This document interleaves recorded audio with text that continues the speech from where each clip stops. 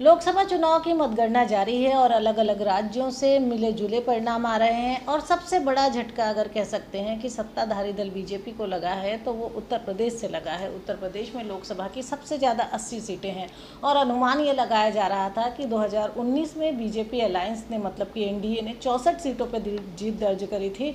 तो जो exit poll के नतीजे थे वो ये अनुमान लगा रहे थे कि इस बार 70 तक सीटें जो है बीजेपी को अलायंस को मिल सकती हैं, लेकिन ऐसा नहीं हुआ। उत्तर प्रदेश के परिणाम सबसे ज़्यादा चौंकाने वाले हैं। अगर उत्तर प्रदेश के लेटेस्ट रुझानों की बात करें तो लेटेस्ट रुझान कुछ इस तरह हैं कि बीजेपी 36 सीटों पर आगे चल रही है, समाजवादी पार्टी 34 सीटों पर, कांग्रेस 6 सीटों पर, राष्ट्रीय लोकदल 2 सीटों पर और अन्य 2 सीटों पर है। वहीं सबसे चौंकाने वाली बात उत्तर प्रदेश में अमेठी सीट की रही। अमेठी सीट पर जो है बीजेपी की केंद्रीय मंत्री जो स्मृति ईरानी, उनको हार का सामना करना पड़ा और स्मृति ईरानी कांग्रेस के एक साधारण कैंडिडेट के एल शर्मा से हार गई। और वहीं सबसे ज़्यादा जो चौंकाने वाले नतीजे आए वो अमेठी सीट से आए और दूसरा अयोध्या सीट, जहां पर बीजेपी कभी आगे हो रही है सपा से तो कभी पीछे हो रही है। और ताज़ा जो रुझान जो चल रहे हैं उसमें ये बताया जा रहा है कि बीजेपी अयोध्या सीट से, फैजाबाद सीट से फिलहाल पीछे चल रही है। तो अमेठी सीट पर केंद्रीय मंत्री स्मृति ईरानी चुनाव हार चुकी हैं। कांग्रेस ने 6 सीटों पर जीत हासिल करी, स्मृति ईरानी चुनाव हार चुकी हैं। साथ ही अयोध्या सीट पर भी बीजेपी को एक तरफा, फैजाबाद सीट पे एक तरफा जीत नहीं मिल रही है। अभी लगातार समाजवादी पार्टी का कैंडिडेट या कह सकते हैं कि इंडिया गठबंधन का कैंडिडेट बीजेपी को लगातार वहां टक्कर दे रहा है। कभी बीजेपी आगे हो रही है, कभी पीछे हो रही है, तो अभी वहां पर काउंटिंग जारी है। और इस बीच जो अगर हम उत्तर प्रदेश के नतीजों की बात करें तो इसमें एक बहुत बड़ी बात यह है कि इंडिया गठबंधन के मिल के चुनाव लड़ने से 2 बहुत बड़े नतीजे आए। वो ये रहे कि एक तो कांग्रेस और समाजवादी पार्टी दोनों को उत्तर प्रदेश में अपनी खोई हुई ज़मीन मिल गई। दोनों ने जब साथ मिलकर चुनाव लड़ा, हालांकि कांग्रेस ने केवल 17 सीटों पर चुनाव लड़ा, लेकिन जो रुझान है उसमें से वो 6 सीटों पर आगे चल रही है।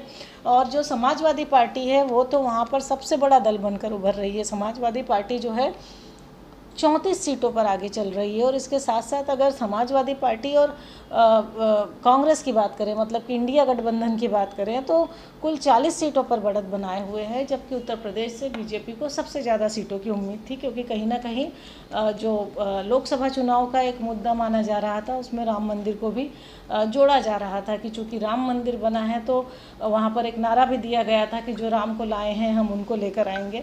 लेकिन उसके बाद भी इन 2 सीटों के नतीजे बड़े चौंकाने वाले हैं।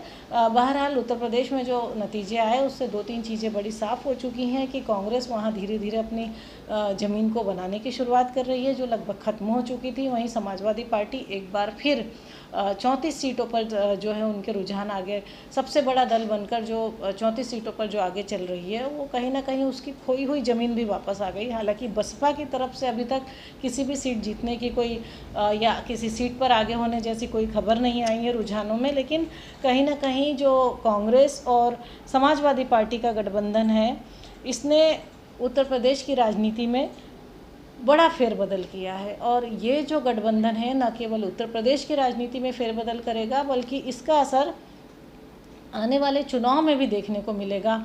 और ये जो इंडिया गठबंधन है, अब इसी से जो उत्तर प्रदेश के जो नतीजे हैं इसी से देश की राजनीति की दशा और दिशा तय होगी कि आखिर अब राज्यों में क्या इंडिया गठबंधन इसी तरह से अलायंस करके चुनाव लड़ेगा, क्या सब बीजेपी के खिलाफ या एनडीए के खिलाफ इसी तरह से एकजुट होकर चुनाव लड़ेंगे।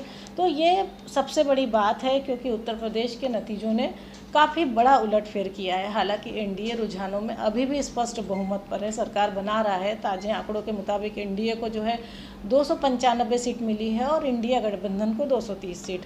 लेकिन बावजूद इसके उत्तर प्रदेश, राजस्थान, महाराष्ट्र कुछ राज्य ऐसे हैं जिनके नतीजों ने चौंका दिया है।